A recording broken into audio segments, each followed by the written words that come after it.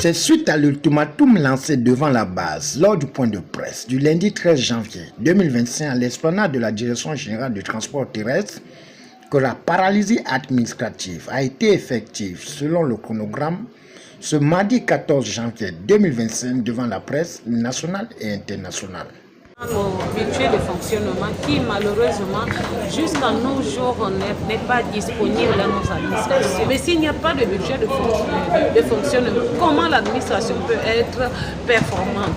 Donc vraiment nous demandons, nous interpellons les plus hautes autorités afin qu'on puisse débloquer ces budgets pour essayer de pallier à certains problèmes que nous avons. Aujourd'hui, nous sommes dans une administration qui dit transport, mais dans le transport, nous n'avons même pas une seule voiture de fonction.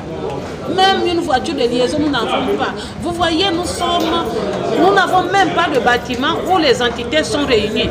Or, il y a le permis qui se trouve vers le camp de police et le DGTT qui doit signer les documents, il est au niveau, derrière le tribunal.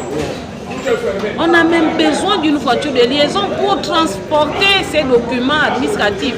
On sait vraiment nous faisons une perte pour l'administration. Non, nous ne faisons pas une perte pour l'administration. Au contraire, nous interpellons l'administration à pouvoir faire changer les choses et à pouvoir faire bouger les choses. Vous saviez, lorsqu'on commence une grève, mais quand est-ce que ça va terminer, personne ne sait. Puisque après, lorsque la grève est lancée, il y aura des négociations qui vont être entamées. Mais si dans les négociations, rien n'est concret, vous voyez, en fait, ça peut permettre que la grève soit prolongée à plusieurs jours ou à plusieurs semaines. Donc on ne peut pas aujourd'hui dire qu'on peut espérer que soit 2 jours ou 3 jours, la grève peut prendre fin. Mais nous espérons que le président de la République viendra au moins à notre... Et puis l'autre point, c'est concernant, pour essayer de pallier à certains problèmes qui minent notre administration, la prime de rendement. Nous avons toujours interpellé le ministre qu'une seule entité ne peut pas permettre de payer toute l'administration. Comment se fait-il? La marine marchande qui a du transport est mise à l'écart de cette prime de rendement. Alors que lorsqu'on voit bien les choses, la marine marchande est plus de fois plus que la DGTT, la DGCR, qui fait aussi rentrer des entrées, mais qui malheureusement jusqu'à nos jours, malgré que le ministre a instauré l'harmonisation des primes, mais nous ne voyons pas où va l'argent de la DGCR et que la DGTT à elle seule puisse payer les primes. Est-ce que c'est logique? C'est ça notre interrogation. Nous savions qu'il y a des contreventions, il y a des amendes, il y a des inspecteurs qui sont payés. Mais ces redevances profitent à qui? Après avoir fait le tour des bureaux, suivi des éclairages, des raisons de ce mouvement par la présidente Eugénie Maramba, le secrétaire général et une membre du bureau n'ont pas hésité à faire une peinture sombre de leur situation qui perdure depuis longtemps.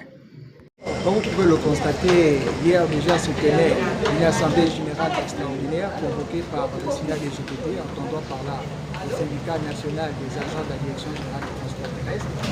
À cet effet, les agents se sont prononcés à l'unanimité sur l'entrée en grève consécutive, notamment aux différents mots dont endurent nos entités, à savoir la Direction générale du transport terrestre, le Centre national d'examen du permis de conduire et le Centre national d'édition de délivrance et de paiement de transport.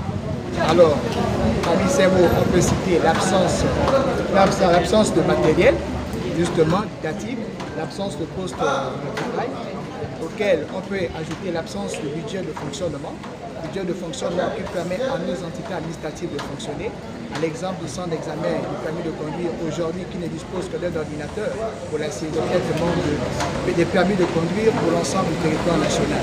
Pour l'instant, de manière officielle, il n'y a pas encore de retour, mais selon nos informations, ça commence à bouger et très certainement, il y aura un retour de la part de la hiérarchie.